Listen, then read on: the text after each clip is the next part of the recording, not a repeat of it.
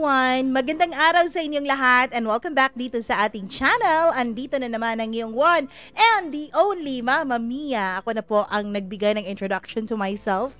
Ako po ang tagapaghatid ninyo ng kwento sa araw-araw ng inyong buhay. Yes, kahit ngayong holiday season, andito pa rin tayo. Pipilitin natin na everyday pa rin tayong may upload para doon sa mga hindi masyadong busy yung kanilang Christmas season. Oo, kasi alam ko naman yung iba nasa abroad, hindi ba? Yung iba mga OFWs natin na wala namang Pasko dun sa mga bansa kung nasaan sila nandoon. So, para po sa inyo ang mga kwentong ito. Charat!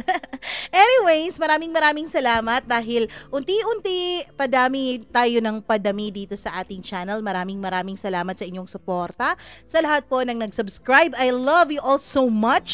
Hi kay Maria Elena Abe. Hello rin kay Jessica Camino Crota. Hi din kay Mayan Tablazon. Maraming salamat kay Luna Lollipop, kay Clavita Espirito. Thank you so much talaga sa inyong walang sawang pagsuporta. Hi din kay Joanne Moral, kay Gerald Haro, maraming salamat Lina Ladeza, Abigail Tenorio, maraming salamat kay John Mark Diatras. Hello rin kay Judith McGovern, kay Hacker Kahala, maraming salamat. Watching from Kapatagan, Lanao del Norte. Hi kay Mary Chris Caro, maraming thank you. Lover Songs Playlist from Saudi Arabia, maraming salamat po sa inyong walang sawang pagmamahal at pagsuporta nitong ating channel. Thank you so much. Hi din kay May Marie Bornales. Ayan, happy birthday sa anak niya. Ayan, belated happy birthday. Kahapon yung birthday ng kanyang baby na si Jaden, 10 years old na, from Negros Occidental. J. Rose, maraming salamat. Christy Demetrial, Margie Flores, Dive Chan, Maridel de la Cruz, maraming salamat sa inyong pagsuporta nitong ating programa. Kaya wag na nating patagalin pa. Eto na ang inyong paboritong kwento dahil nga, pagpapasko. So, feel good ang ating kwento for today. Dito lamang sa Dear Mama Mia.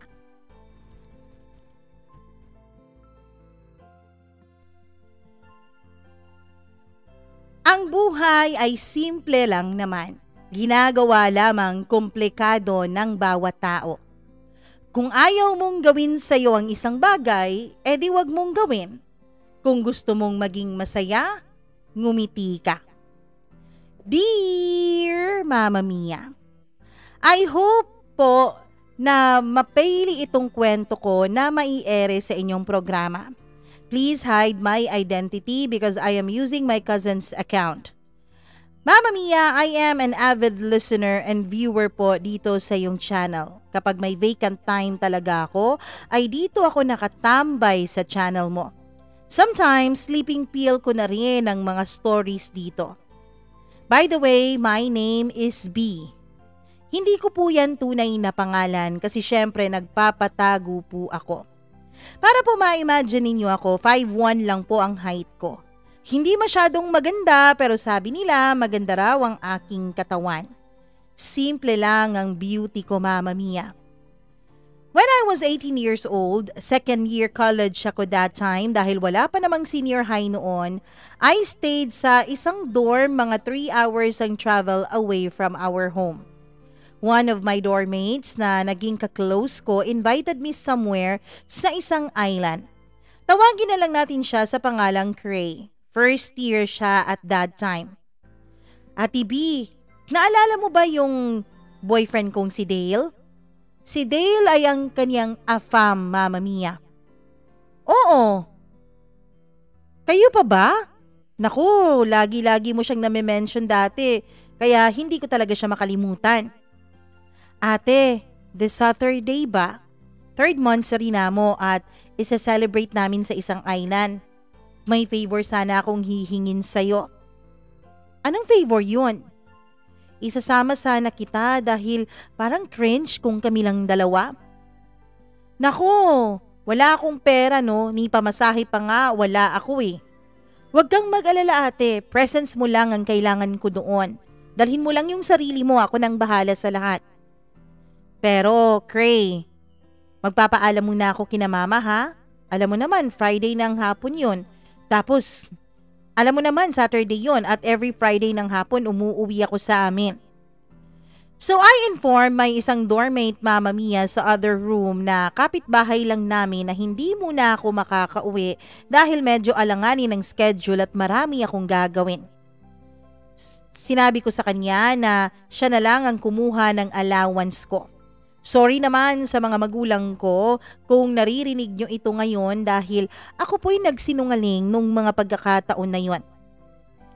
Mama Mia, nung mga panahon kasi na yon ay hindi pa uso sa mga estudyanteng nakaka-afford ng mga cellphone. Well, meron namang mga estudyanteng may cellphone pero yun lang may kaya sa buhay. Kami nung mga panahon na yon ay talagang struggling pa. Friday ng afternoon ay sinamahan ko si Cray sa isang mall. Niready na namin lahat ng aming dadalhin para sa aming lakad. Puro outfit ang binibili niya, sunglasses, etc. etc.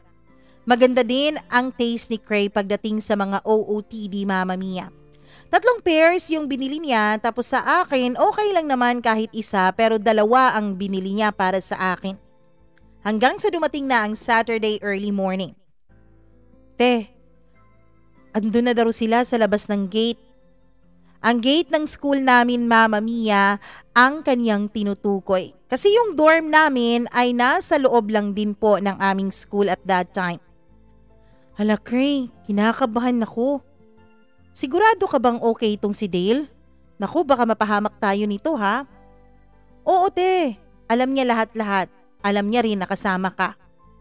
Okay, sige, baba na tayo. Nung pababa kami ay talagang kumakabog ang dibdib ko na hindi ko ma-explain sa sobrang hiya Mama Mia. Baka kung anong isipin ng afam na yon sa kaibigan ko. Magdating namin sa labas ay dumiretso kami ng sakay sa isang sasakyan na nakapark. Ate, sa likod ka lang kasi dito ako tatabi kay Dale sa harapan.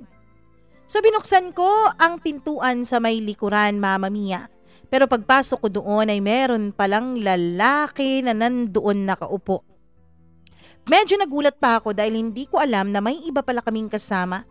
Pero wala na akong naging choice noon kundi ang umupo na lang sa tabi niya. Pag-upo ko ay sinarado ko of course yung door car at nilock.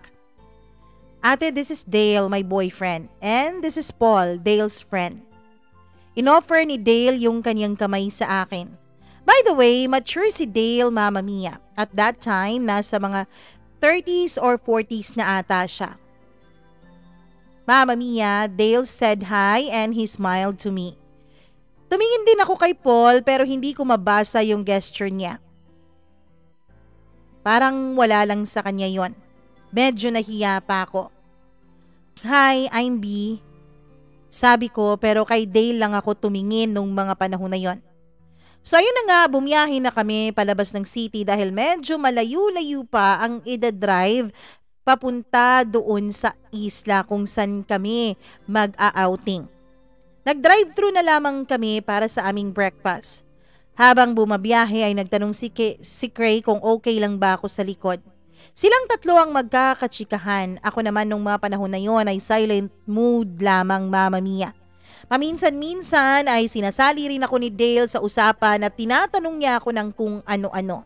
Of course, info about sa school. Kahit ano na lang Mama Mia. Doon ko napagtanto na mabait naman pala ang boyfriend ng dormmate ko. Hindi niya pinaramdam sa akin na mau-OP ako doon. Etong si Paul lang talaga ang kakaiba. Never talaga siyang nagsalita sa akin. So in short, hindi kami nagkikibuan at nagpapansinan. Hanggang sa dumating na nga kami sa isla. Halika dito ate. Samahan mo ako dun sa reception area kasi kakausapin ni Dale yung binook niya para sa atin. Okay, sige Cray. Pero hindi ba natin tutulungan si Paul? Tulungan ko na lang siya ha. Mama Mia, maraming inaasikaso si Paul sa likod ng sasakyan. May mga kukunin kasi doon. Ang nasa isip ko ay tutulong ako kahit na anong dapat kong ikatulong doon kasi nga libre naman yun. Mahirap nang maging Disney princess tapos wala naman tayong ambag. Okay lang yun ate. Konti lang naman yung mga pinamili ni Dale kahapon. Okay, sige. So yun na nga, Mama Mia. Tinignan ko siya at sinamahan. Hanggang sa binigay na nga ni Dale sa amin ang susi ng aming mga kwarto. B, this is your room key. Hindi pa uso noon ang card na isa-swipe, Mama Mia, sa pintuan. Next to your room is ours, referring to Cray.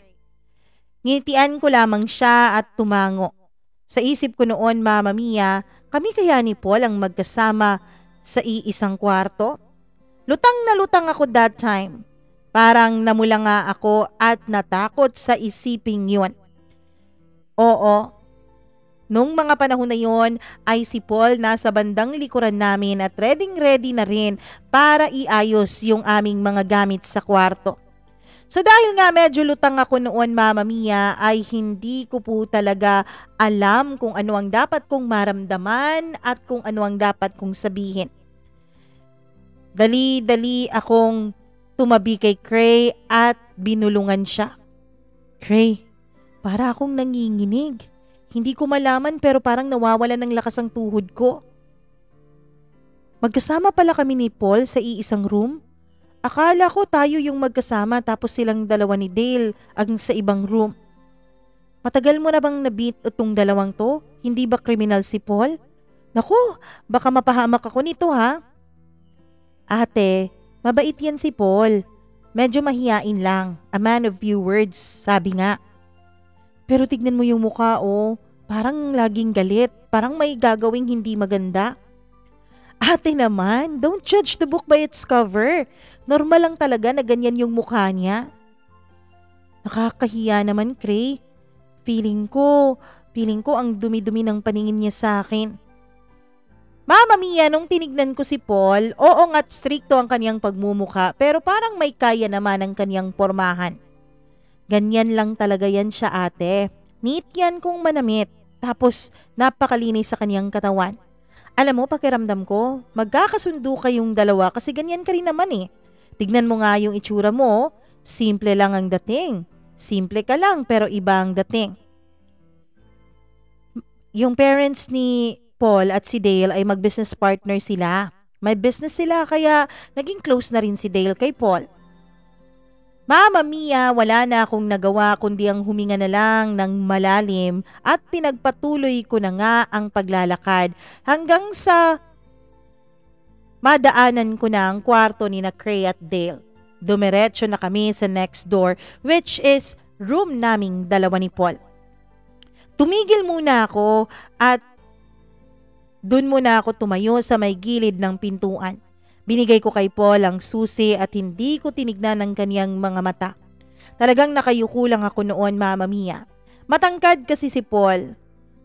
Kinuha niya yung susi at binuksan niya yung pintuan at pumasok siya. At sumunod din naman ako sa kanya. Pagpasok ko, Mama Mia, syempre sinarado ko yung pintuan. Tapos medyo nahiya pa ako at para akong ipinako doon sa pagkakatayo ko malapit lamang sa pintuan. Tinitigan ko yung bed, Mama Mia, at gulat na gulat ako dahil iisa lang ang bed na nandoon pero malaki naman yon. Yun bang ang sarap-sarap sanang humiga doon at huwag nang tumayo dahil parang ang lambot-lambot ng kama. Don't worry, I'm not the type of person na nasa isip mo. Sabi niya habang inaayos ang kanyang mga daladala sa mga mini cabinet at mini table na nandoon. Sorry, kinakabahan lang ako. Sabi ko pero hindi na siya umimik. Mama Mia, nung mga panahon na yon ay talagang kinakabahan ako kasi wala nga akong cellphone. Wala akong magamit para ma-text ko man lang si Cray. Nakakahiya din namang istorbohin siya dahil kasama niyang boyfriend niyang si Dale at alam mo naman kung anong ginagawa ng mag-boyfriend at girlfriend. Busy ako noon sa pag-iisip kung paano ko ba lulusutan itong aking kinalalagyan. Habang si Paul ay busy din naman sa pag-aayos ng mga gamit at sa pagtingin-tingin ng mga amenities na nandoon sa kwarto. Sa TV, sa kortina, tinignan niya ang view sa labas at kung ano-ano pa. Mama Mia, nung mga panahon na yon ay naisip ko, ano bang dapat kong gawin para medyo busy naman ako sa kanyang paningin. Inopen ko yung bag ko para mai-arrange ko na rin ang mga personal kong gamit para pang hygiene. Dun sa banda ng headboard, Mama Mia, ay meron ring isang mini table kung saan nandoon ang lampshade. Dun ko inayos yung pang personal hygiene ko. Habang si Paul ay nasa may paahan banda pero sa upuan po siya nakaupo at hindi sa mismong bed. Nagsascan siya ng mga channel if ano ba ang magandang tignan. By the way, nag-text si Dale sa akin. Later na raw tayo mag-swimming after nating makapagpahinga. Kasi nakaka-sunburn ata ang init ngayon eh. Okay, sabi ko naman. If you're hungry, may fruits dito at may other foods din. Itinuro niya kung saan niya nilagay yung mga pagkain. Tiningnan ko lamang yon, Mama Mia, dahil nahihiya ako sa sobrang kabang nararamdaman ko. Ang iniisip ko noon ay kung ano-ano na lang. Pero sa isip ko, wala talaga akong planong kumain dahil busog pa rin naman ako at mahilig lang din talaga akong uminom ng tubig. Kumbaga, Mama Mia, medyo may pagka-health conscious akong tao. Kasi conscious din ako sa figure ko. Yun siguro talaga ang naging resulta dahil nung high school ako ay lagi akong sinasabihan ng mga kaklase ko na sexy daw ako. Coca-Cola body daw ako, kaya yun ang mini-maintain ko, Mama Mia.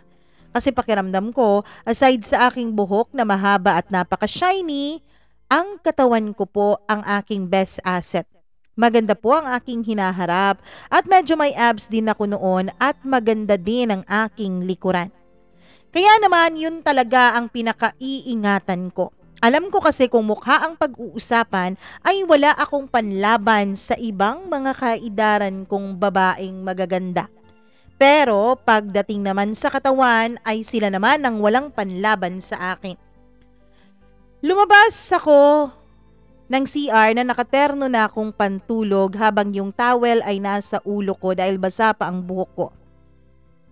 Binitbit ko yung sinuot ko kanina. Nagka-eye to eye kaming dalawa dahil nilingon niya ako. Pero Mama Mia, yung kilay niya ay para talagang galit na galit. Hindi ko alam kung bakit gano'n ang reaction niya. Kahit nakakahiya ay tinanong ko siya kung anong oras kami maliligo. Around 4 p.m. Okay, sige. May enough time pa pala ako to take a nap. Mama Mia, humingi pa ako ng permiso sa kanya na makishare ako ng bed dahil nandoon na siya sa bed nung mga panahon na yon. Tumango lamang siya. Siguro nga dahil sa haba ng biyahe namin ay agad akong nakatulog sa sobrang pagod. Naramdaman ko na lang na parang may gumigising sa akin at si Cray pala ang nanggigising sa akin dahil pumasok na siya sa loob ng kwarto namin. Ate B, gising na. Sorry, anong oras na? Nakatulog talaga ako, Cray. Okay lang. Alam ko naman talagang nakakatulog ka. Kilala kita, ate. Basta biyahe, alam na. Anyways, gumising ka na dyan. Lumabas ka na dahil pinapatawag na kayo ni Dale. Pagkatapos noon ay nilingon niya si Paul at sinabing kakain na raw dahil wala kaming maayos na lunch. Magsabay kayo ni ate palabas ha. Hindi sumagot si Paul, Mama Mia, as in wala talaga. Pero sure naman akong narinig niya ang mga sinabi ni Cray. So ayun, bumangon na ako. Pumunta ako ng CR at naglamos at nagtoothbrush pagkatapos ay nagbihis dahil nakapantulog lang ako. Ang sinuot ko, Mama Mia, bago ako lumabas ay isang floral combination ng blue at white na dress na pang beach. Tapos below the knee po iyon. Simple lang titignan at hindi naman masyadong expose ang aking katawan. Pero hindi rin naman manang yung looks. Yung modest lang ba, Mama Mia? So ayun, lumabas na kami. Near sa may function hall banda ng resort ay may restaurant type doon na ang dating ay may mga pagkain na para sa mga bisita. Meron ring mga drinks at hard ang mga yon. May mga videoke machines pa, Mama Mia, sa may bandang likuran. medyo marami-rami rin ang guest ng hotel nung panahon na yon. Nandun kami sa table at ready to eat na. Magkatabi kaming dalawa ni Paul at kaharap ko si Cray. So let's eat guys. Ladies, enjoy your food. Si Cray naman noon ay hinawakan ang arms ni Dale, Mama Mia, at titig na titig sa kanyang mga mata at nag-thank you dito. Ako naman ay medyo awkward moment yon para sa akin. Half smile lang ang tinugon ko. Nag-smile din naman si Dale kay Cray, Mama Mia. We enjoyed our food and grateful ako dahil hindi talaga ako na OP all throughout our lunch, Mama Mia, dahil sinasali ako ni Dale at ni Cray sa kanilang usapan. Pero hindi talaga nagkaroon ng pagkakataon na kaming dalawa ni Paul ang magkaroon ng sarili naming usapan. Parang silang tatlo ay nagko-connect ng pinag-uusapan at kaming tatlo rin ni Dale at ni Cray ay ganun din. Parang wala talaga kaming interaction masyado ni Paul. Han, is it okay if I'll ask Ate B to enter our room? Well, we'll prepare our OOTD. Sabi ni Cray na pinalambing pa talaga ang boses that time at pumayag din naman itong si Dale. Kinuha ko ang isang bag ko sa room, Mama Mia, dahil nandun ang mga pinamili naming gamit kahapon. Okay ate, kumatok ka na lang din sa room ha. Pasok na ako doon. Ang nasa isip ko noon, Mama Mia, ay si Paul dahil siya ang may hawak ng susi at hihiramin ko yon. Paul? Sabi ko without even looking at his eyes dahil nakaka-intimidate talaga tong taong to. Pwedeng borrow po ako sa susi kasi kukunin ko lang yung isa kong bag? Hagat niyang inabot ang susi sa akin without even saying a word. Mama Mia, dahil binigay niya sa akin yung susi ay I need to look at his eyes at nagka-eye to eye kaming dalawa. Akala ko nung mga panahon na yon dahil natagalan ang pag-abot niya ng susi sa akin ay hindi na niya bibitawan ang aking kamay. Agad akong tumayo nung bumitaw na siya sa akin at umalis na sa table na yon at silang dalawa lang ni Dale lang naiwan doon at nag-uusap habang kaming dalawa ni Cray ay pumasok na nga sa kanilang kwarto. Mama Mia, tinitignan namin noon at isinusukat namin ang aming mga pinamili. Sure ka ba talagang ito ang isusuot ko, Cray? Mukhang kitang-kita ang katawan ko dito ah. Parang hindi ako nakakagalaw ng maayos. Ay nako ate, huwag mo nang isipin yan. Kaya yan medyo alangan ka ay dahil hindi ka sanay sa ganyang klaseng mga damit. Pero liberated ang mga taong nandito, no? Kita mo nga halos mga foreigner ang nandito. Hindi lang naman mga Pinoy ang naliligo dyan, di ba? At saka dapat wala kang pakialam kung anong iisipin nila. Katawan mo yan, ano? Alam mo, kung ako lang ang may ganyang klaseng katawan, nako, sigurado ako dinesplay ko na't lahat-lahat. Sabi niya sabay tawa. Ako naman ay huminga ng malalim at no choice kaya sinuot ko na lang din yon. See? Bongga? Coca-Cola body ka talaga ate, ano? Alam mo, napakaswerte mo sa katawan mong yan. Yung iba, hirap na ma-achieve yan pero ikaw, parang walang kahirap-hirap.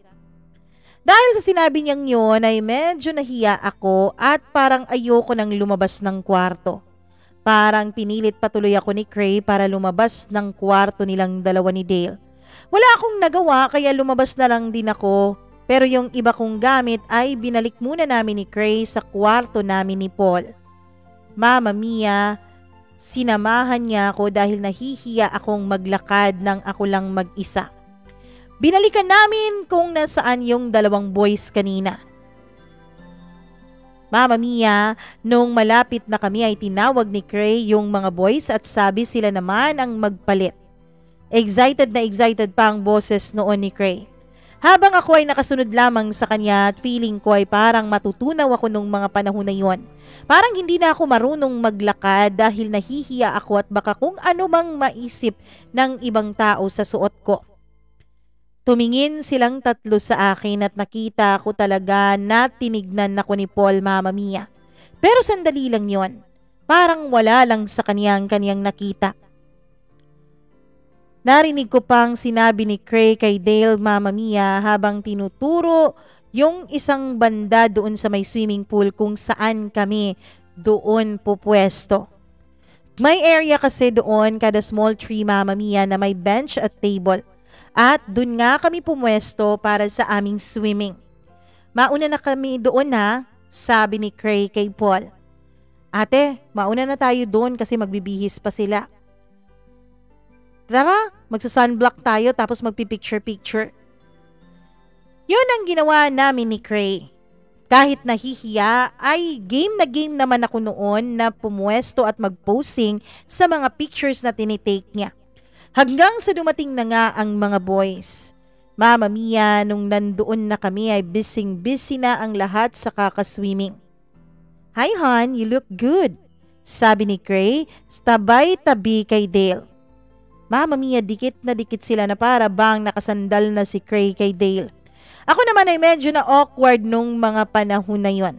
Kaya sa dagat na lamang ako tumitingin-tingin habang kumakain noong mga panahon ng dala naming mga chichirya at prutas. Si Paul naman, Mama Mia, ay umupo sa aking tabi. Blanko ang isip ko noon. Hindi ko alam kung ano ba ang gagawin ko. Hanggang sa sinabi ni Paul kay Dale na magsiswimming na raw siya. Sinundan ko ng tingin si Paul. Oy ate, nakita pala ni Cray yung pagsunod ko ng tingin kay Paul, Mama Mia, kaya medyo namula ako noon at pasmile pa talaga ako sa kanya. He's broken-hearted, you know. Dagdag naman ni Dale. Gets ko na kung bakit gano'n ang mukha niya. Sabi ko sa isip ko, wala namang taong talagang sasaya dahil broken-hearted, hindi ba? Naglampungan yung dalawa habang ako kinakain ko yung dala naming mga pagkain. Sa isip ko, Mama Mia, dapat sana mag-boyfriend at girlfriend ang kanilang sinama dito para naman it's a tie. Hindi katulad ngayon na awkward ako. Ate, swimming na tayo? Tara, sabay na tayo. Okay, Cray, susunod ako. Noong panahon na yun, Mama Mia, ay naisip kong napakahirap naman pala talagang maging third wheel. Kinakabahan ako pero syempre dapat talaga akong tumayo at maglakad papunta doon sa dagat. Tapos may mga tao pa doon na nakatingin sa akin. Kaya naman pinauna ko na lang sila. Nakakahiya naman kung sabihin pa ng iba na parang saling pusa lang ako doon. Nandun lang ako, naiwan at kumakain habang tinitignan lang yung mga naliligo, pati na rin si Paul, Mama Mia. Ewan ko kung bakit talagang tumitigil ang aking tingin kapag napatingin na ako kay Paul. Gwapo siya, maganda ang kanyang pangangatawan at halatang-halatang alaga sa gym. Maganda ang kanyang biceps at meron rin siyang abs, Mama Mia. Ano kayang pakiramdam kapag niyayakap ko siya? Nung bigla siyang umahon sa dagat at naglakad pabalik dun sa area namin. Umupo siya sa kabilang bench, Mama Mia, at kumuha rin ng chichirya at kumakain. Ako naman sa isip ko noon ay gusto ko nang bumalik sa room o di kaya naman ay pwedeng maligo na lang din ako para makaiwas ako sa kanya. Mama Mia, ako po ang type ng babae na mahiyain lalo na pagdating sa mga lalaki. Wala talaga akong kaklose masyado na mga lalaki. Halos mga binabae at mga babae lang ang circle of friends ko. Lumingon sa akin si Paul habang kumakain pero ako hindi ko talaga siya nililingon. Kaya lang nakikita ko siya sa aking peripheral view. Ilang sandali ay binalik niya rin ang kanyang tingin sa dagat. Ilang saglit pa ay tinignan niya ulit ako bago siya nagsalita. Hindi ka pa maliligo? Tanong niya. Later na lang siguro. Okay. Then we can only hear na lang ng mga pagmuya namin ng pagkain at yung wave ng dagat. Tinignan ko sina Cray at Dale na masayang masaya sa dagat, Mama Mia. After ilang minutes, mga around 5 p.m. siguro, ay umahon na ni sina Cray at Dale sa dagat at palapit na rin sila sa amin. Ate, hindi ka pa talaga naligo ah. Sabi mo, susunod ka. Ikaw na lang talaga ang dry dito. Paul, please come with me. Ladies, we'll get some food and drinks ha. So ayun, iniwan nila kami. Kaming dalawa ni Cray Mama Mia ay dun nag-usap. Sinabi niya sa akin na galing palang training itong si Paul, police trainee. Kaso nung umuwi siya ay nalaman niyang nagloko pala ang girlfriend niya. Sabi raw ni Dale, Mama Mia, nung nagre-review pa raw si Paul dun sa Maynila ay nakita na raw niya ang girlfriend ni Paul na may kasamang ibang lalaki. Pero wala lang daw yun kay Dale. Wala raw siya sa posisyon para makisali dahil ayaw niyang mawala sa focus si Paul sa training nito. Ah, kaya pala ganun no? Medyo stricto ang kanyang mukha, sabi ko kay Cray. Hindi uy, pero alam mo, pakiramdam ko siguro nasasaktan pa rin siya.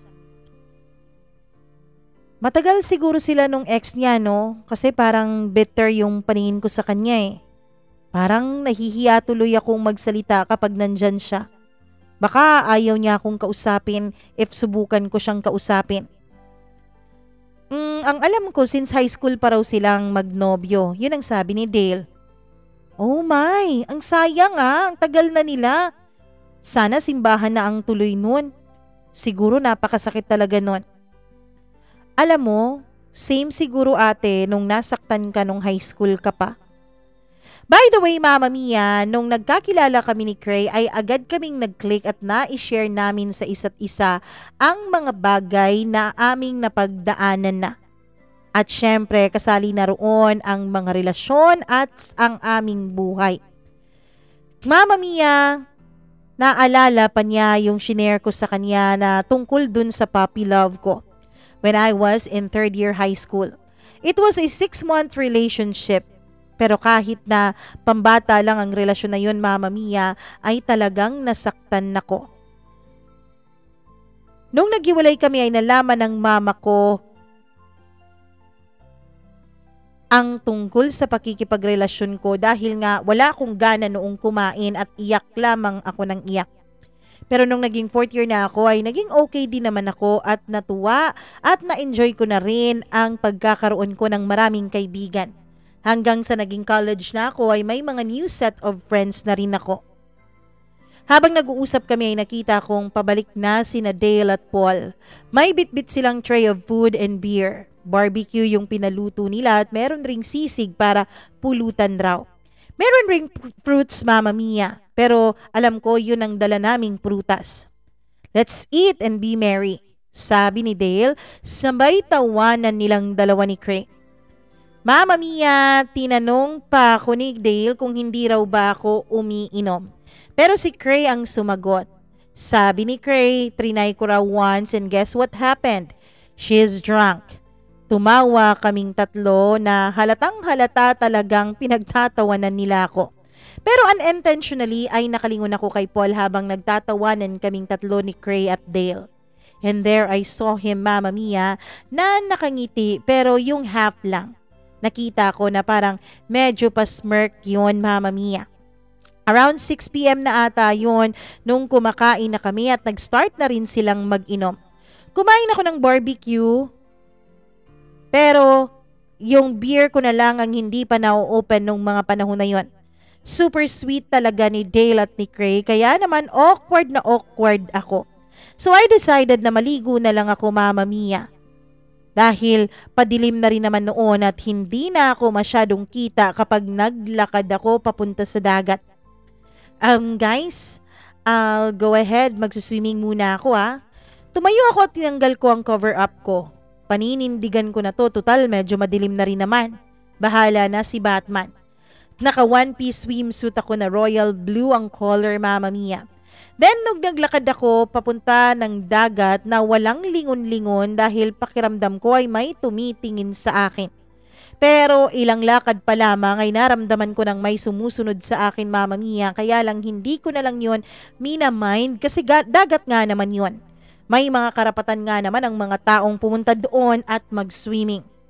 Habang nandun na ako sa may baybayin at naaabot na ng tubig yung paa ko, ay may tumigil sa aking gilid. Tana? Si Paul pala yun. Ikaw pala yan, sabi ko. Mama Mia, kahit hindi pa nga ako nababasa ay parang nilalamig na ako nung mga panahon na yon. Doon tayo sa unahan, medyo mainit ang tubig doon. Dito malamig eh. Hanggang sa unti-unti siyang naglakad papunta sa medyo malalim ng bahagi ng dagat. So ayun, naglakad na rin ako at lumulusong na rin ako sa tubig. Hanggang bewang ko na ang tubig, Mama Mia. Si Paul naman ay nandun pa rin sa malalim na area kung saan tagaleeg na niya yung tubig. Alam mo, mas maganda dito, mainit-init yung tubig. Tinignan ko lang siya, Mama Mia. Wala pala siyang idea na hindi talaga ako marunong lumangoy, kaya dun lang talaga ako sa mababaw nagkukunwaring lumalangoy-langoy para lang mabasa ako. Nung hindi ako lumalapit sa kanya ay si Paul na ang lumapit sa akin. Alam mo, malamig dito dahil mababaw. Mafe-feel mo yung hangin. Doon tayo, medyo mainit. Sorry, pero hindi ako pwede sa malalalim dahil hindi ako marunong lumangoy. Sa isip ko noon, Mama Mia, ay talagang nagiinit na rin naman ang dagat kasi papalapit siya. Just try, kahit hanggang leeg mo lang para hindi ka lamigin. Unti-unti siyang lumalapit sa akin, kaya naman sinunod ko na rin siya. Hanggang kilikili ko na yung tubig, Mama Mia, at medyo lumalalim na, kaya naman kinakabahan na ako. Okay lang sa kanya kasi matangkad siya. 5'10 or 5'11 nata siya. Tapos ako 5'1 lang, hindi ba? Medyo distansya lang siya ng konti kaysa sa akin. Sinulit ko ang paglangoy-langoy doon na para bang feeling ang galing-galing ko talaga. Paminsan-minsan ay nakikita kong tinitignan niya ako. Para bang binabantayan niya ako at baka malunod ako anumang oras. Siguro nasa 30 minutes na kami noon nung biglang sumunod sina Cray at Dale sa amin at sinabing maglaro raw kami. Kaya ayun, para kaming naghahabulan doon sa dagat at si Cray ang taya. Mama Mia, binilisan ko ang pagtakbo ko papunta kay Dale dahil nandoon siya sa may malalim na parte. Nahuli ko siya. Hindi ko alam, Mama Mia, na hindi pala niya masyadong naintindihan ang habulan at kung sino ang mahahawakan nung taya ay siya na ang magiging taya. Sinabi ni Cray, Mama Mia, sa kanya ang rules, kaya ayon dali-dali namang pumunta si Dale kay Paul at hinabol ito. And then si Paul na rin ang naging taya, Mama Mia. Nahabol niya si Cray. Ako naman din ang nahabol ni Cray at ako ang naging taya at yun na yun. Hanggang sa hindi ko na namalayan na tagalieg ko na banda pala ang tubig kung saan ako nandun. Nahihirapan na akong mag-balance dahil hindi ko na abot, Mama Mia, at umabot na ito sa bibig ko. Sumisigaw na ako noon ng tulong dahil medyo nahihirapan na ako na abutin yung tubig. Hey, are you okay? Naharamdaman ko na may humila sa akin. Si Paul pala yun. Umubo-ubo pa ako dahil nakainom ako ng maalat na tubig, Mama Mia. Tumango ako sa kanya. Agad niyang hinimas ang likuran ko. Sumunod din sa amin sina Cray at Dale at tinanong kung okay lang ba ako. Ate, hindi ka pala marunong lumangoy? Sorry ah. Oo, sorry rin kasi naputol ko yung laro natin. Umalis sandali si Paul at nung pagbalik niya, Mama Mia, ay may dala na siyang tubig at pinainom yun sa akin. Well, may pagkamaalalahanin pala itong si Paul. Hindi pala siya yung Paul na stricto na nasa isip ko. Tumayo ako at nag-excuse me ako sa kanila. Magsi-CR lang ako dahil naiihi ako nung mga panahon na yon. Excuse, sabi ko nang hinarap si Paul dahil nasa harapan siya, Mama Mia, at dun ako dadaan. Tumitig lamang si Paul sa akin. Pero yung titig niya parang naiintindihan kong nagtatanong siya kung okay lang ba ako. Ngumiti ako at sabi kong okay lang ako, I'm fine. Pagbalik ko ay nag-inuman na silang tatlo. Ayon Mama Mia, dinagdagan nila ang order ng beer at pagkain. Dahil medyo natagalan ako nung mga panahon na yun ay nagbanlaw na rin ako pagkatapos kong umihi. May mga buhangin kasi noon sa katawan ko, Mama Mia, pero hindi na lang ako nag-shampoo at nagsabon nung mga panahon na yon. Tumabi ako kay Paul at tinignan ko ang paligid dahil napakaganda ng ambience, Mama Mia. Ang ganda talaga at ang galing talaga ng Diyos gumawa ng mundo. Okay ka lang ate? Bakit ang tahimik mo dyan? Tanong ni Cray. Bakit ang tagal mo ring nakabalik? Alam mo, susunduin ka sana ni Paul. Nagbanlaw na lang din ako kasi medyo makati sa katawan eh. Silang dalawa ay sweet na sweet pa rin, Mama Mia. Ako naman nung mga panahon na yon ay tumitingin lang sa kanila hanggang sa kinuha ni Paul yung sando niyang suot at siguro akala niya ay giniginaw na ako. Kaya binigay niya yun sa akin. Medyo awkward pero tinanggap ko na lang din yun, Mama Mia. Nung mga panahon na yon ay pinipilit kong uminom para na rin mag-init ang katawan ko kasi napakalamig naman talaga sa gilid ng beach. Hanggang sa naka 2 bottles na ako ng beer. Ngumiti-ngiti lang ako noon at medyo nagiging maingay na kasi nga may tama na rin ako noon ng alak. Na-imagine ko nung nalasing ako, Mama Mia, sa bahay namin, 14th birthday ko nung mga panahon na yon. Mga kapamilya at syempre mga kaibigan at pinsan ko lang naman ang kasama ko noon. Ang iba kong ginawa ay naaalala ko pa pero yung iba ay sinabi na lang sa akin ng aking mga kainuman. Aware ako na super madaldal talaga ako lalo na kapag nakainom ako. Yun bang gustong-gusto ko nang mag-English. Pero hindi ako aware, Mama Mia, na umiiyak pala ako kapag nalalasing ako ng sobra at pinakikiusapan sila na kalbuhin ako. Para akong nagmamaoy kung sa Bisaya pa. Alam mo, siguro tama na yung pag-inom mo, sabi ni Paul. Ha? Anong enough, sir? Come on, let's drink pa. More drinks, more fun. Sabi ko noon. Enough na yan. Kukunin sana niya sa akin ang bote pero agad kong iniwas iyon sa kanyang kamay. By the way, how old are you, sir? Like sir, like Mr. Paul. Sabi ko nung mga panahon na yon dahil talagang lumalakas na ang loob ko. I'm 22, sabi naman niya. So pwede ba enough na yan? Tumawa ako, Mama Mia. Sabi ko sa kanya dapat magpakalasing siya dahil broken-hearted siya. Bigla siyang tumigil at tinignan ako. Tinitigan niya ako. Seriously? Like seriously? You look so serious. You have a cheater ex. Alam kong lagpas na ako noon sa boundary ko, Mama Mia, pero hindi ko na talaga napigilan ang sarili ko dahil sobrang lasing ko na. Sakto naman noon na wala si Cray at Dale at may kinuha ata sa kwarto nila. Kaya hindi na ako noon nakapagpigil at walang nakapigil sa akin sa pagsasalita ng kung ano-ano kay Paul. Hindi ko na maalala ang iba kong sinabi sa kanya. Ang sumunod kong alaala ay nakita kong pabalik na sina Cray at Dale sa amin at sinabing lasing na raw ako kaya tama na. Paul, hindi sanay si ate na nakakainom dahil hindi talaga to umiinom eh. Bakit mo siya pinainom? Ano? Hindi ko naman siya pinainom. Kumuha nga lang siya ng beer niya eh. Akala ko isa lang ang iinumin niya. Para siguro wag ginawin. Pero ayun, nakadalawa na yan. Ako naman ay grabing tawa noon at pinag-relax ko sila. Pati si Dale, Mama Mia at si Cray ay tinutukso-tukso na nila ako kasi nga lasing na raw ako nung mga panahon na yon.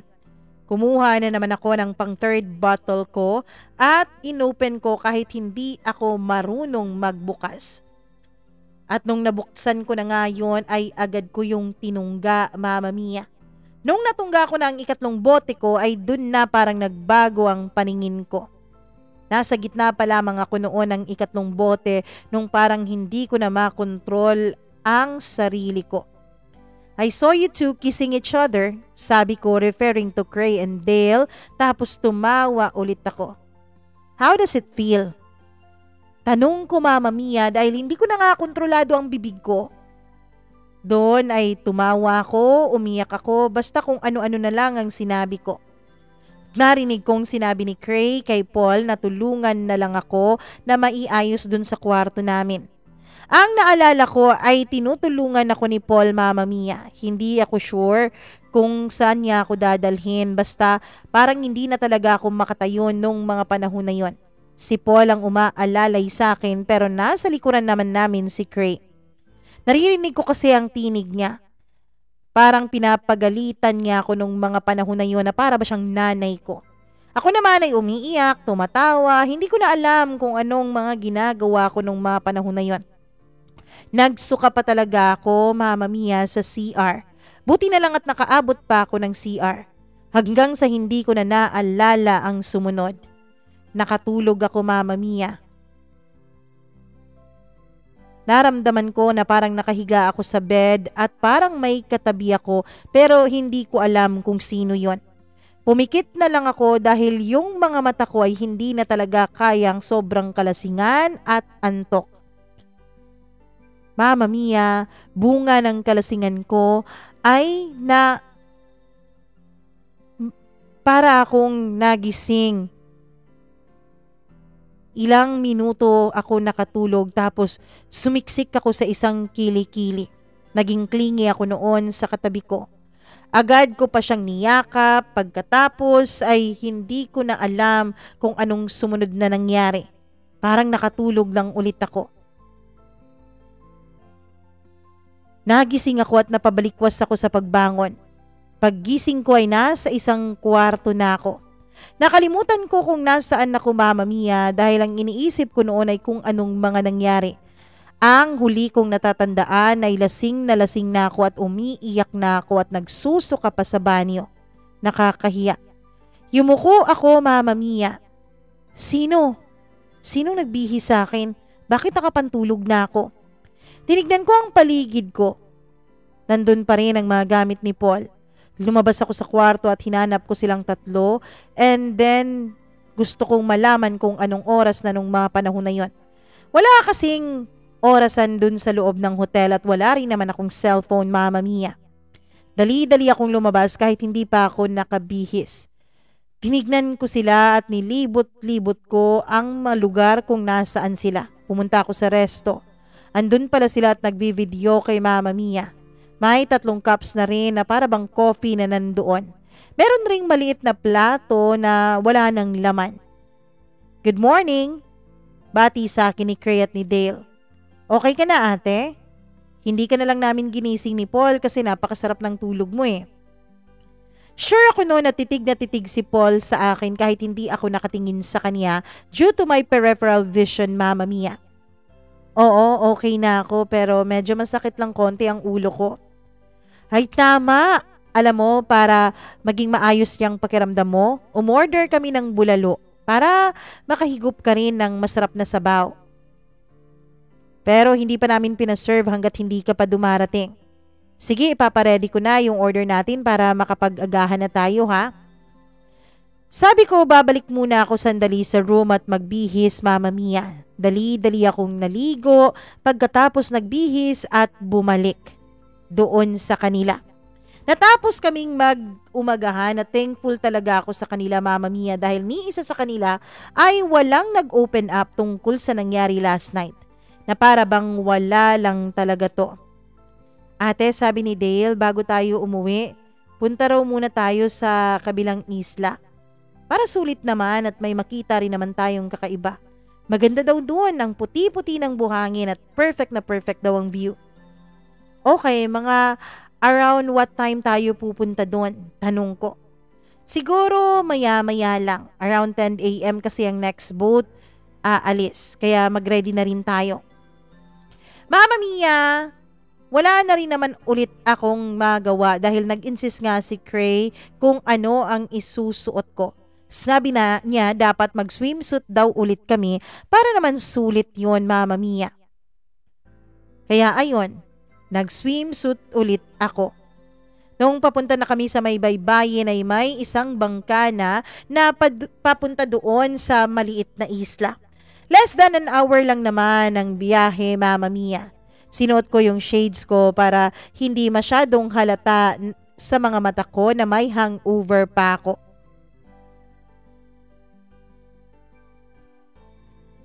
Mama Mia, pag nahiya tuloy ako nung malaman ko, nung tinanong ko si Cray kung siya ba ang nagbihis sa akin nung kinagabihan.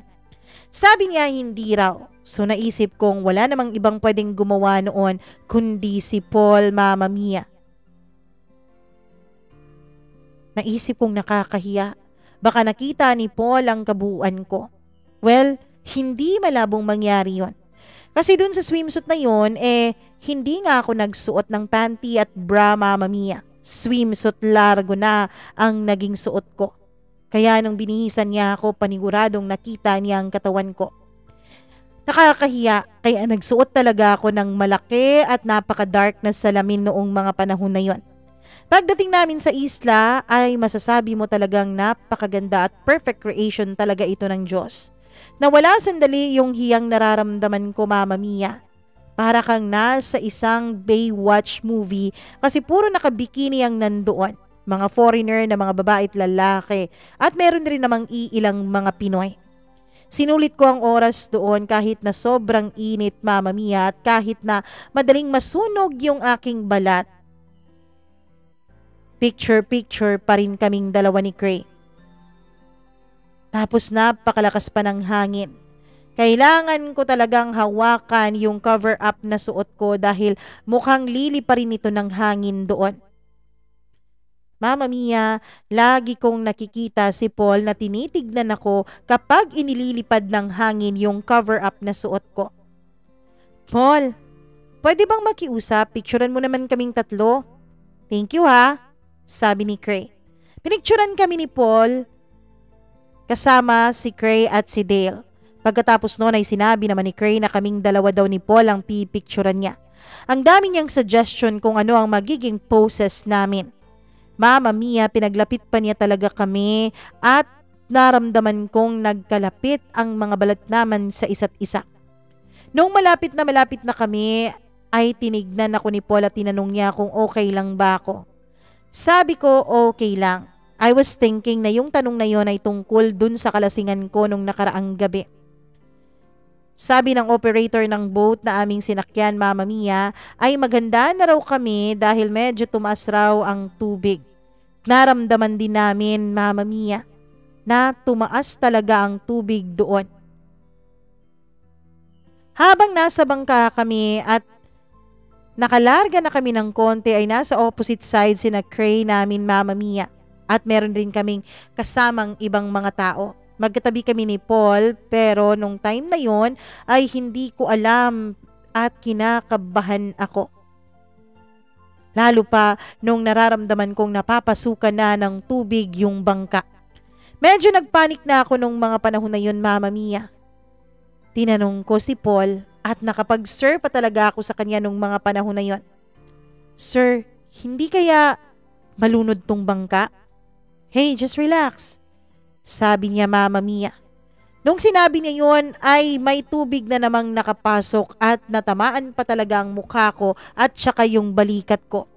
Naramdaman ko na talaga ang sobrang kaba nung mga panahon na yon.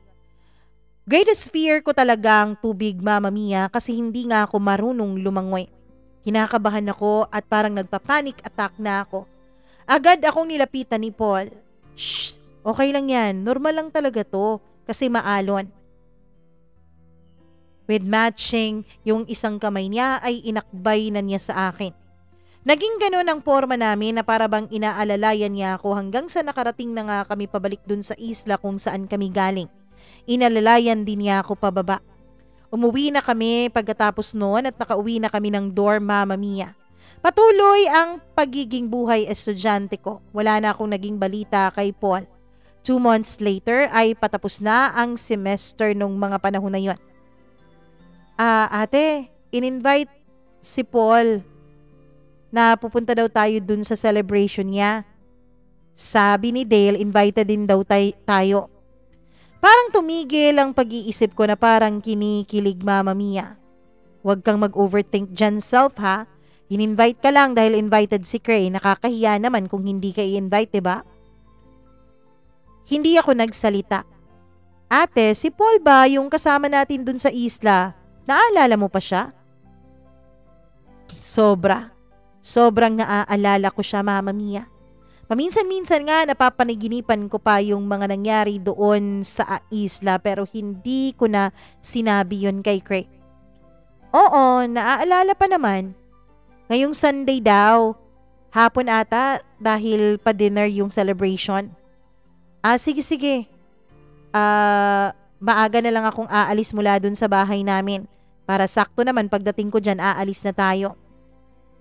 Noong nakapunta kami dun, Mama Mia, ay marami pala ang pamilya at bisita doon. Cray, ang dami pala nilang bisita. Pamilya lang nila halos ito, ate. Umuwi kasi yung mamit daddy ni Paul. Tapos yung isa pa niyang kapatid.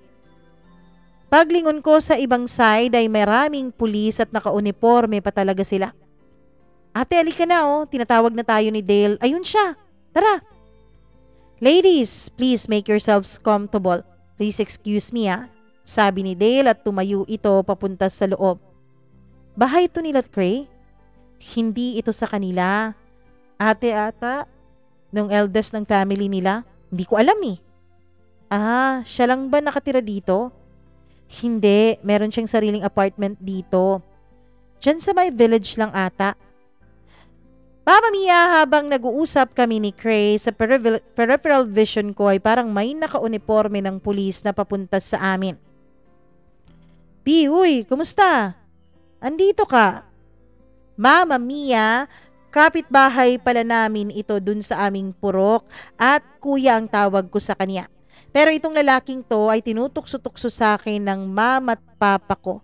Dahil ito raw dati ang nagre-rescue sa akin kapag umaakyat ako ng mga puno. Tawagin na lang natin siya sa pangalang Mark. Hala, Kuya Mark. Oo, napunta ako dito. Dinala ko ng friend ko. Pinakilala ko si Cray at si Kuya Mark sa isa't isa. Mama Mia, feeling ko talaga kay Mark ay parang relatives o pinsan ko na rin. Kuya nga ang treatment ko sa kanya. Hindi ko kayo namalayan nung pumasok kayo ng gate. Baka busy ka sa pakikipagchikahan, kuya. Alam mo naman ikaw, 'di ba?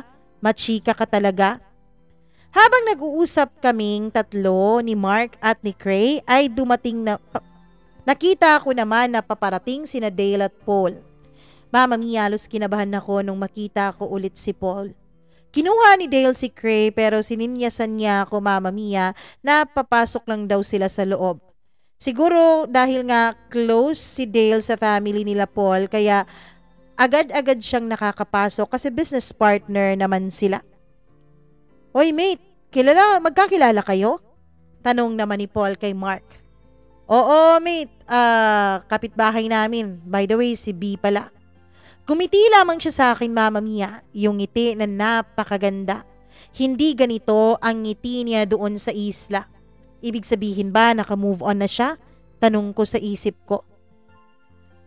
Noong sa isip ko noon, Mama Mia, ay talagang natatakot ako kung ano man ang sasabihin ni Paul at baka makaabot kina Mama ang chismis na nagpunta ako ng isla nang hindi nagpapaalam sa kanila. Kaya kailangan kong mag-interrupt dun sa usapan nila. Hi Sir Paul, congratulations pala. Thanks B.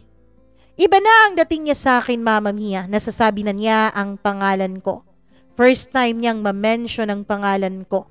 Nagpasalamat siya ulit dahil nakapunta kami doon, Mama Mia. Ate, may favor ako. Sana maintindihan mo ha. Alam mo kasi si Dale nakiusap sa akin na doon daw muna ako sa apartment niya matulog. Okay lang naman, Cray. If mahihirapan akong sumakay ay nandyan naman sina Kuya Mark. Magpapahatid na lang ako. Mauna na siguro kami ate kasi parang masakit daw ang tiyan ni Dale eh. Magkahalo-halo na ata ang nakain niya. Alam mo naman, okay lang naman siguro kung iwan kita dito dahil nandyan naman ang kuya mo, 'di ba? Oo, wag kang mag-alala, okay lang ako dito. At saka na-enjoy ko namang kasama sila. Mama Mia, napansin ko magna 9 p.m. na kaya tinawag ko na rin si Kuya Mark. Sabi ko, ang curfew doon sa aming dorm ay 10 p.m. at hindi na kami pinapapasok ng guard basta't lumagpas kami dun sa oras. Sandali lang Bia, pupuntahan ko muna si Paul at magpapaalam muna ako. Pagbalik niya ay kasama niya si Paul. Uuwi na kayo? Oo mate, kailangan ko pang ihatid to si B sa dorm nila kasi baka raw mas pagsarahan siya kasi may curfew doon. Pwede naman siguro mate, ako na lang ang maghatid sa kanya. Sabi ni Paul kay Mark. Wag na mate, may iba ka pang mga bisita dyan, diyahin naman kung iiwanan mo. Okay lang naman yan sila, nag-enjoy naman silang mag-inuman at magkipag-videoke sa isa't isa. Sandali lang naman uuwi na rin ang mga yan. Tinignan ako ni Mark at tinanong ako kung okay lang ba daw na si Paul ang maghatid sa akin. Ha? Ikaw na lang kuya. Same lang naman yan B. Ang importante hindi ka maabutan ng curfew, hindi ba? Medyo nag-alangan pa ako pero agad din naman akong tumango, Mama Mia. Naghanda na kami para umalis. Nag-helmet ako Mama Mia kaso hindi ako marunong mag-lock nung helmet na yon. Hindi pa kasi ako nakasubok na magmotor. Kalabaw pa nasakyan ko na pero yung motor hindi. Kasi yung mga magulang ko ay pareho pong magsasaka kaya marami kaming kalabaw dun sa bukid. Akin na, I'll help you. So ayun, siya na ang nag-ayos ng helmet sa ulo ko. Habang ako naman ay titig na titig sa kanya, Mama Mia. Na para bang may nararamdaman akong unusual na hindi ko maintindihan. At matapos nga niyang isot sa akin yon ay umangkas na ako dun sa likuran niya. Humawak ka mabuti ha. Habang nakaangkas ako sa kanya ay nag-uusap kami ng konti. Small world talaga, B, ano? Magkakilala din pala kayo ni Mark? Oo sir, lagi ang nasa amin noon. Kaya ayun, kuya ang turing ko sa kanya. Kaya pala nagkakilala kayong dalawa. Sir, kayo pala, bakit mate ang tawagan ninyo? Wag na ngang sir ang itawag mo sa akin, B. Paul na lang. Classmate kaming dalawa nung college. Siya rin ang parang buddy ko. Naisip ko noon Mama Mia na pwede palang maging kuya ko rin si Paul. Pero mas mature lang tignan si Kuya Mark kaysa kay Paul, Mama Mia. Siguro dahil during elementary at high school days ni Kuya Mark ay lagi siyang nasa bukid at tumutulong sa kaniyang ama na tulad din ng mga magulang ko ay mga magsasaka. Nung makarating na kami, Mama Mia, ay pinagpark na niya sa labas yung kanyang motor. Aware siya kung saan siya titigil kasi nga magkasama naman silang dalawa ni Dale nung sinundo nila kami ni Cray nung pumunta kami ng isla. Nasa loob yung dorm niyo, no? Oo sir, Paul pala. Sige, ipapasok ko na lang tong motor ko para mas madali kang makaabot doon sa inyong dorm. Pagbaba ko ng motor ay nagpasalamat ako sa kaniyang paghatid at nag-congratulate ako sa kaniya. Ngumiti siya at nag-welcome sa akin. We bid our goodbyes, Mama Mia. Habang pinapaandar niya ang kaniyang motor ay nasa loob na ako ng gate ng dorm. Nilingon ko siya Mama Mia dahil alam kong papaalis na siya kasi narinig ko na yung crank. Good night, B. Sweet dreams. Agad akong umakyat papunta dun sa room namin na ang laki-laki ng aking ngiti. Hindi ko alam kung anong rason basta parang ang gaan-gaan ng pakiramdam ko. Parang ang saya-saya ko. Around 5 p.m. Mama Mia, nung sinabihan ako ng isa kong dorm mate na meron daw tao sa baba na naghahanap sa akin. Mama Mia, hindi ko alam kung sino yon. Lumabas na lang din ako at talagang nanlaki ang mga mata ko at hindi ako nakashield kung sinong nandoon. Pina-half smile pa siya sa akin habang nakasandal sa kanyang motor. Hello Paul, sabi ko noong mga panahon na yon kahit ang gusto kong gawin ay yakapin siya at sugurin siya ng halik. Tumayo siya Mama Mia. Hello B, kumusta? Okay lang naman, bakit ka na parito? Nandito ako around mga 3 p.m. pero hindi ka pa raw nakarating eh. Oo. Kani-kanina lang ako dumating eh. Sa oras ko nung mga panahon na yon ay hindi ako nakapagbra, Mama Mia, kaya naman tinakpan ko ng dalawa kong kamay ang aking mga dibdib. Medyo magulo rin ang buhok ko noon kasi nga hinangin ng matindi sa sinakyan kong jeep. Hindi pa nga ako nakapag-ayos at tanging nagpalit lamang ako ng short at t-shirt at nagtanggal ng bra bago siya dumating. Hindi ka ba busy ngayon? I mean, wala ka bang gagawin na mga schoolworks? Wala naman. Studies lamang para sa finals namin. Pwede ba kitang igala kahit sandali? Nakakahiya namang humindi, Mama Mia. Kaya sinabi ko sandali lang at magre-ready muna ako. Pumunta kami ng city. Dun sa place, Mama Mia, kung saan siya nag-celebrate. Medyo malaki yung city dun sa amin. May G-Mall kami, Mama Mia, na isa pa lang nung time na yon. Pero ngayon, marami na po talaga ang mall sa amin. Mga around 6 p.m. na yon. Mag-dinner na lang kaya tayo. Saan mo gusto? Ikaw ang bahala. Sa Jollibee, gusto mo? Oo, favorite ko rin dyan eh. Kumakain kami habang nag-uusap. Hindi ko alam kung anong nangyari at bakit naging ganun na lang kadali ang connection naming dalawa. Hindi tulad doon nasa isla kami na kahit iisa kami ng kwarto ay wala kaming imikan. Pagkatapos naming mag-dinner ay pumunta kami ng plaza. Pagkatapos noon ay inihatid na niya ako pabalik sa aking dorm. Days turned into weeks, weeks into months. Matagal-tagal na rin na hindi kami nagkita ni Paul. Second sem, enrolled na ako at masayang-masaya ako, Mama Mia, dahil sa wakas binilhan na rin ako ng cellphone ng mama ko. 3210 pang cellphone ko at yun ang uso nung mga time na yun. Hi, can you be my textmate?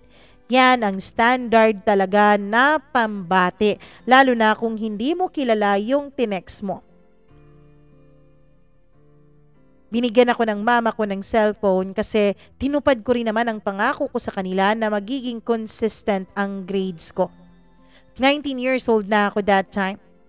Pumunta kami dun sa city, Mama Mia, dahil meron doon na parang grocery na medyo hindi naman masyadong mahal.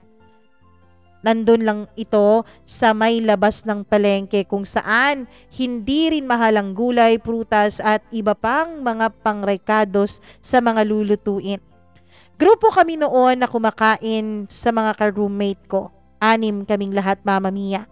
Ang ginagawa namin ay nag-aambagan kami at nagtutulungan sa mga task at usually ako talagang tagaluto sa amin. Nung time na yon, kami lang ng isa kong kasamahan ng namalengke kasi yung iba ay naglalaba pa. Sasama sana sila pero naglalaba sila nung mga panahon na yon. Hindi na kami magkasama ni Cray ng mga panahon na ito dahil ikinuha siya ni Dale ng apartment at doon na siya tumitira na para bang magka-live-in na silang dalawa. Pero last month, Mama Mia, bago magsimula ang klase, ay dumalaw naman si Dale sa amin at Bumalaw naman si Cray sa akin at binigyan niya ako ng chocolates na padala raw ni Dale dahil bagong balik daw ito sa Pilipinas. Agad pa niya akong tinukso nung makita niyang may cellphone na ako. Baka raw magkaroon na ako ng love life kasi magkakaroon na raw ako ng textmate. Nung pauwi na kami ay tinanong ko yung kasamahan ko kung may natitira ba kaming pera o kompleto na ba yung listahan namin. May 65 pa tayo. At may nabilin ako na pampamasahin natin. Ibili na lang kaya natin yan ng mangga at saging. Bumili kami, Mama Mia. Noong mga panahon na yon ay ang kasamahan ko ang nagbitbit ng mga groceries na dala ko at isa pang plastic. At ako naman ang pumili ng mangga at saka ng saging. Nagulat ako dahil may agad na kumalabit sa akin. Hoy, ikaw pala yan, sabi ko kay Paul. Hindi ko mapigilan noon ang ngiti sa aking mga labi. Oo, kanina ko pa kayo napansin. Kumusta? Okay lang, estudyante pa rin. Lumingon-lingon ako at nakita ko doon ang patrol car. Siguro nandun siya, Mama Mia. Pagdating ko ng bahay ay agad akong nakatanggap ng text message at tinanong kung nakauwi na raw ba kami. So I assume si Paul yon dahil binigyan ko siya ng cellphone number ko. Kaya ayon, nagpakilala nga siyang si Paul siya at isave ko raw ang kaniyang number sa akin. Masaya ako nung mga panahon na yon, Mama Mia. Masaya dahil naging consistent na ang communication naming dalawa ni Paul. Ilang sandali pa ay nararamdaman kong napofall na ako kay Paul, Mama Mia. Ilang beses din niya akong pinupuntahan sa dorm. Sinusundo para mag-dinner, paminsan-minsan ay nanonood kami ng sine, pagminsan-minsan ay gumagala lamang. Hanggang sa nakasanayan ko nang laging nandyan siya. Siguro mga 1 or 2 months na kaming nandun. B, may sasabihin ako sa'yo, please. Huwag kang magagalit o huwag magbago ang paningin mo sa akin. Pwede bang manligaw sa'yo? I'll ask kung okay lang ba. Patutunayan ko sa'yong seryoso ako sa nararamdaman ko at puro ang intention ko sa'yo. Kinilig ako nung mga panahon na yon, Mama Mia. Hindi ako nagpahalata na napopol na rin ako sa kanya. Pero I can't say yes sa ngayon. Sinabi ko na lang sa kanya na hahayaan ko siyang manligaw pero walang kasiguraduhan ang pagsagot ko. Pero after 2 months, with all of his effort, I finally said yes. Consistent kasi ang pagiging gentleman at sweet and understanding and supportive niya sa akin. Napakasaya naming dalawa. Hanggang sa umabot na kami ng aming 3rd monthsary. We celebrated it with a simple dinner lang sa labas. Me? Pwedeng sa apartment tayo matulog ngayon? Bakit? Maaga-aga pa naman na. Hindi pa ako maaabutan ng curfew dun sa dorm, sabi ko. Gusto lang sana kitang makasama ng mas mahaba-habang oras. Matagal-tagal na kasi tayong hindi magkasama eh. Iba naman yung text kaysa sa talagang magkasama kayong dalawa. Tapos magsa-summer break pa kayo. Matagal-tagal tayong hindi magkikita. 3rd year na ako that time, Mama Mia. Umokay ako at sinabi kong uuwi muna ako sandali sa dorm at kukuha lamang ng mga gamit. Ewan ko kung bakit umuo ako noon, Mama Mia. Hindi talaga ako nakaramdam ng takot at hindi nga ako nakapag-overthink ng mga negative things. Yun naman talaga ang aking talent, ang mag-overthink, Mama Mia. Siguro dahil I trusted him so much. If siya ang kasama ko, pakiramdam ko, safe and secure ako. Pagpasok ko sa apartment niya ay simple lang ito, organize ang mga gamit. Ideal for 1 person lang talaga, pero may isang bedroom naman, then may sala and may couch din sa may gilid. May mini table para kainan and then may cute na ref sa katabi nito at may CR din, Mama Mia. D, pwedeng makigamit ng towel, maliligo sana ako, sabi ko sa kanya. D at me palang tawagan namin. Pumasok siya sa kwarto at kinuha niya ang towel na parang bagong laba talaga yon kasi naka-fold pa at ang bango-bango. Hindi ata yun ang ginagamit niya palagi. Nakapantulog na ako, then siya na rin ulit ang naligo. Baka bored ka na, Mi, ha? O baka inaantok ka na. Sabi niya habang pinapatuyo ang kaniyang buhok. Okay lang ako, di. Hindi rin naman pa ako inaantok. Wala kasing TV dito, Mi.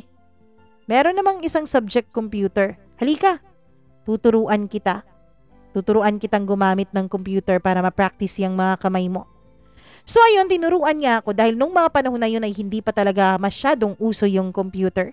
First time ko ngang nakahawak ng laptop, Mama Mia. Para siya noon ay parang nakikita ko lang na ginagamit yun ng mga instructor sa school namin. Siya dahil gamit niya sa office at work related kaya andun meron siya. Nung palagay ko ay inaantok na ako ay pumasok na rin siya sa kwarto.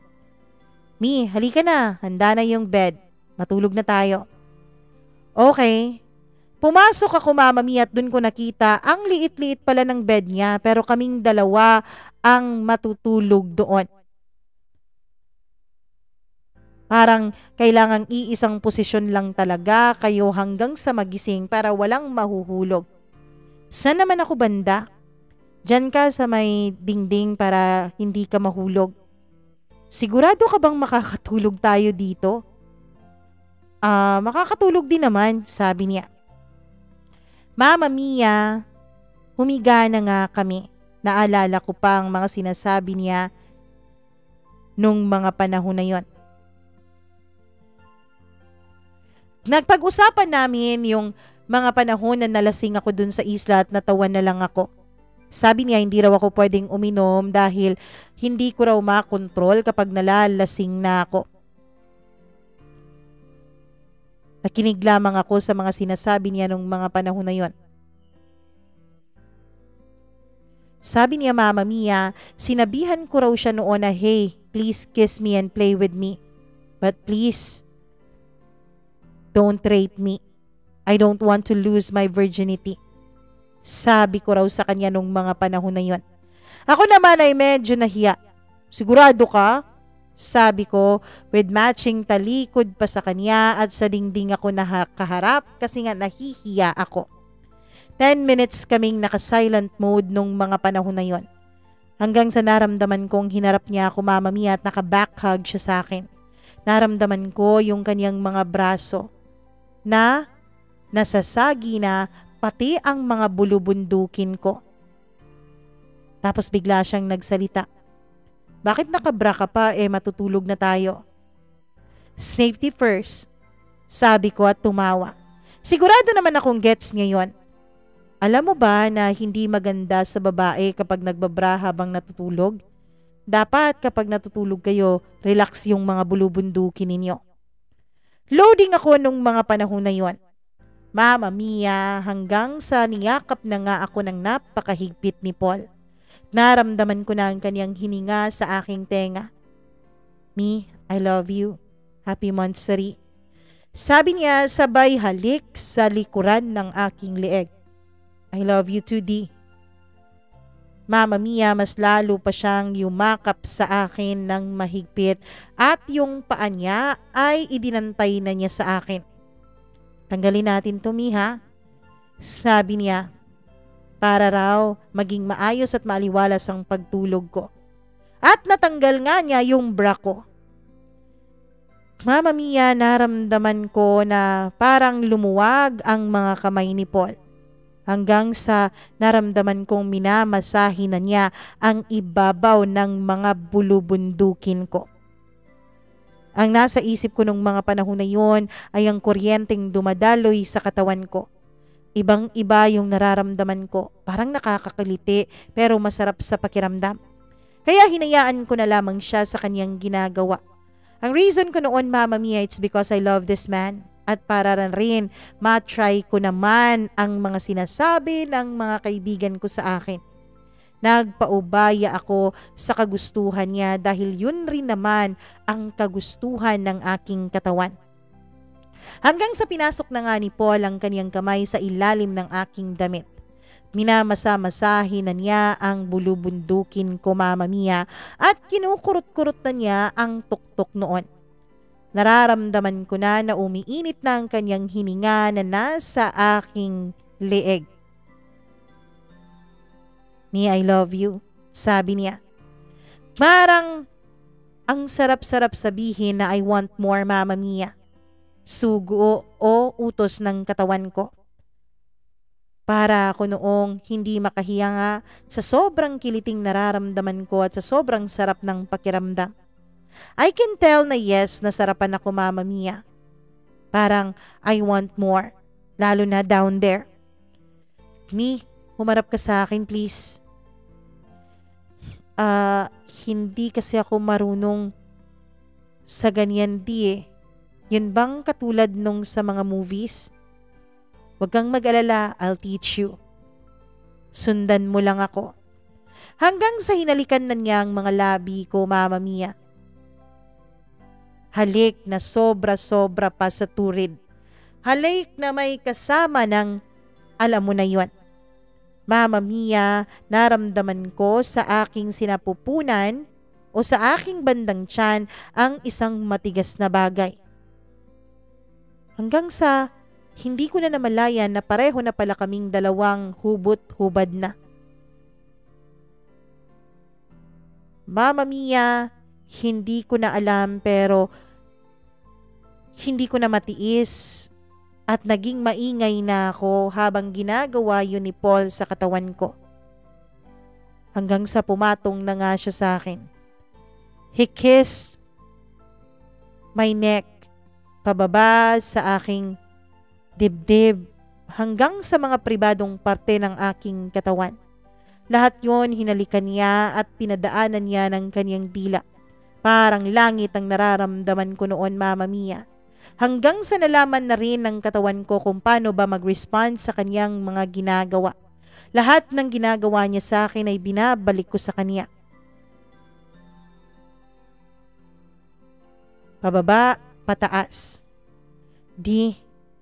Kahit ganito pero hanggang dito lang muna tayo ha. Wag muna sana tayo mag all the way. Tinignan ko siya, tinignan ko rin yung sa kanya. Ready to rumble na at ready to fight na. Mahaba, malaki.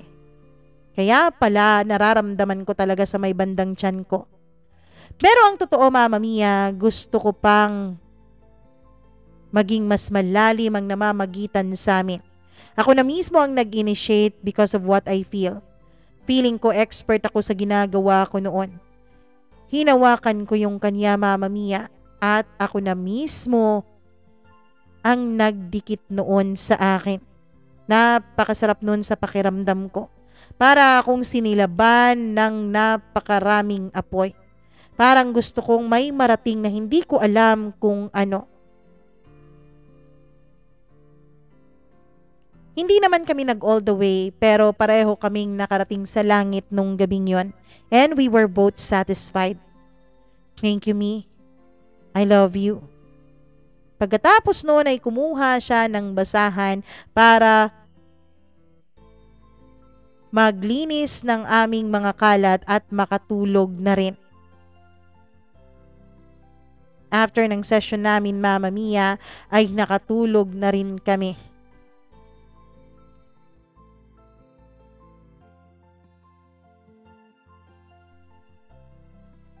Oh, tigil muna tayo dahil medyo mahaba pa, okay?